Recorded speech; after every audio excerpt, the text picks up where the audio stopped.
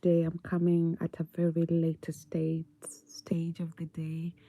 It's really past 8 p.m. today. I've had one of those evenings that have just been busy. Went to work, from work I did a little bit of shopping and then from there I've just had other stuff that I was doing.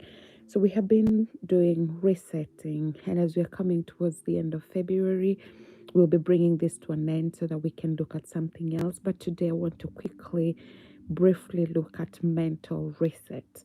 So we have looked at physical reset, we have looked at spiritual reset, and today I would like us to look a little bit on mental reset. You know, we're living in a world where mentally we are quite overwhelmed by so many things. We are overwhelmed by emotions, feelings, people's thoughts about us, people's perspectives about us. And I had somebody say that mental health is another global pandemic that is looming, because, particularly post COVID-19, a lot of us have been impacted a lot mentally. Mental well being is becoming something that is very important. If you walk to any library today or in places of work, like even where I work, we are constantly reminded of emotional or mental well being every so often, because it's becoming again one of those buzzwords. So I'm just quickly going to outline or talk about some of the things that we can do to reset mentally. Right? This is where you allow your mind just to come to rest so that you can be able to think, to be, and to be really seriously. One of the things that you can do with the mental well-being or resetting, will be meditation, right? When I talk about meditation, for me, I'm a Christian. So Christian meditation does not involve getting out of your mind and disappearing in a thin air, imagining things never happen, imagining that things never exist. That's not what Christian meditation is about. But meditation, I love recently my mentor gave me a prescription, and she told me that, Claire, I will give you a prescription, which will be Philippians chapter 4, verse 8. To think about those things that are true, think about those things that are good report, think about those things that are beneficial. And when you're meditating, you can meditate and think about the goodness of God. You can meditate on things that add you value. You can meditate on a scripture. You can meditate on a verse. You can meditate on the goodness of God rather than meditating on other things. And I can see some of you live with me. Jay, thank you so much for joining me. And so I was talking about meditation and saying, when you're doing emotional reset or spiritual mental reset, right? You can allow yourself to get to a point where you're like, I'm going to reset, and just do things like, as I mentioned, meditation. You can set aside a day, 5 minutes of your day, 10 minutes of your day, 20 minutes of your day. You are the one who knows the burdens that you carry with your time, and ensuring you appropriate time that is good enough for you to be able to carry out that meditation can be really, really, really super helpful, right?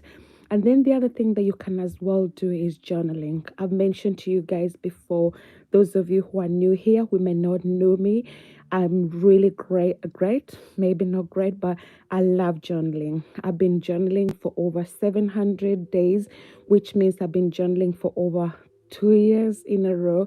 And what I do is, when I'm happy, I journal. When I'm sad, I journal. When I'm excited, I journal. No matter what I'm going through, which kind of, in a way, hello, reminds me, so that when I have those mountaintop moments, I can always go back and think about how I celebrated those moments. But also, when I have those not good moments, I can also go back and encourage myself to see how I've been able to go through the not so good moments. So one of the things I'm a really big fan of is journaling. Just taking a notepad, sitting down with a pen, asking yourself at the end of the day, how has been my day, right? And then writing some thoughts about your day, writing some emotions. If you're processing, let's say, anger, you can process it down on a piece of paper so that you can understand and get yourself into that momentum or routine, way in which, I know how to deal with my emotions, right? The other thing as well that you can do is just kind of having a quiet time. I mentioned about time for solitude last week, but also just having time to refresh, get rid of so much crap that we carry around with our minds, in our minds. So you can say to yourself, rather than just kind of constantly filling myself with people. If you ever know me as well, I am 93% introverted. You might see me like talking a lot on YouTube and on social media that you can think I'm an extrovert. But in reality, I'm actually introverted, like almost 100% introvert. I am really a great fan of my company. I love being by myself.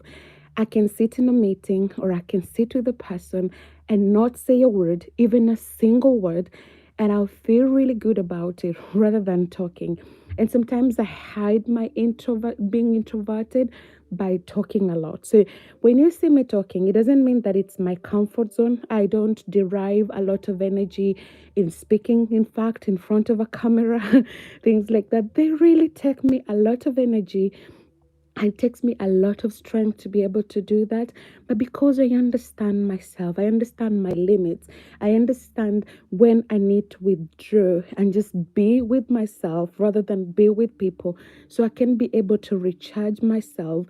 I can be able to reset myself. And then once I've done that, I can come back. Because I've realized if I don't get that time for me, if I don't get that time with myself, I can be very grumpy. I can be very upset. I can easily get irritated because I feed myself the energy from within rather than from without. I process things by talking about them, but when it comes to being constructive and thinking and things like that, I love to internalize things. And so just kind of creating time, I can't lie to you. I haven't done this in ages where I used to really just take myself out for a coffee. I'll sit down on a Saturday in a Costa coffee with a notepad or a book, read, and then like just get time with myself. And I did it last week on Sunday. My goodness, it has been such God sent for my week. I have really enjoyed my week this week because I had that time to just be with myself. And that's a time where you get rid of all this emotional baggage, mental baggage that you're kind of constantly, you want to perform, you want to be on a high level of performance, you want to amaze people, make people happy, and things like that. When you also need to take time, just retreat, be with yourself, enjoy your own company, and then once you've done that, go out and be of help to other people. You can never be, if you constantly are feeding from an empty cup, you're not going to be able to be effective, right? If you're not full yourself, you can't love people if you don't love yourself. It should be we serve from our overflow, from the time where we are so full of good things in us, full of rest, full of a good time, so that we can be able to go out and serve other people. How can you be effective if constantly you are with people, you are in other people's company, you're always if that's what makes you happy, do it. Do what makes you happy. But as I said, just being able to retreat with yourself, creating time for yourself, creating your me time that you'll be like, this is my time protected to be with myself. If you're a Christian, you can spend that time in prayer, or a Muslim, or whatever. If you have some faith, you can spend that time in prayer, you can spend that time in meditation, you can spend that time doing other things. But again, you can just spend that time being with yourself, right? Self-care. You can go out for a walk, you can go for a run. I love running, even though I'm not doing as much as I would love to. You can have a shower, a hot bath, a cold ice bath, whatever it is. Do something that fills your cup, so that out of the overflow of the abundance of your cup, you can be able to fill other people, to overflow to other people. Because sometimes we give other people leftovers because we don't allow ourselves time to refill, to be, and just to enjoy. So that I don't overwhelm you so much, I've talked about just like that mental reset, and I mentioned today, try spend some time with journaling. Excuse me. Try spend time journaling. Journal your thoughts, journal your feelings, journal your desires, your goals, your ambitions, so that you can always come back to count your blessings that will surprise you of how blessed you are.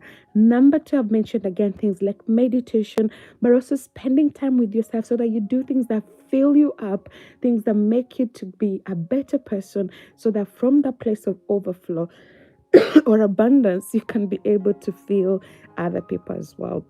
As I say, today has been a late one. I've had such a really busy day. So I was like, I'm not going to skip this episode for today. But next week, we'll come back an earlier time so that I can be able to spend a little bit more time with you. For those who've been with me, some have stuck from the beginning to right now. Thank you so much for your time. Thank you for your custom. Thank you for your viewership. I really appreciate that. If you haven't done so already, why not just click that like, share, subscribe button? It will go a long way in supporting what we do. I pray that you will richly be blessed. Know that you love, celebrated, and appreciated. Until next week, God bless. Love you so much. Have a good time. And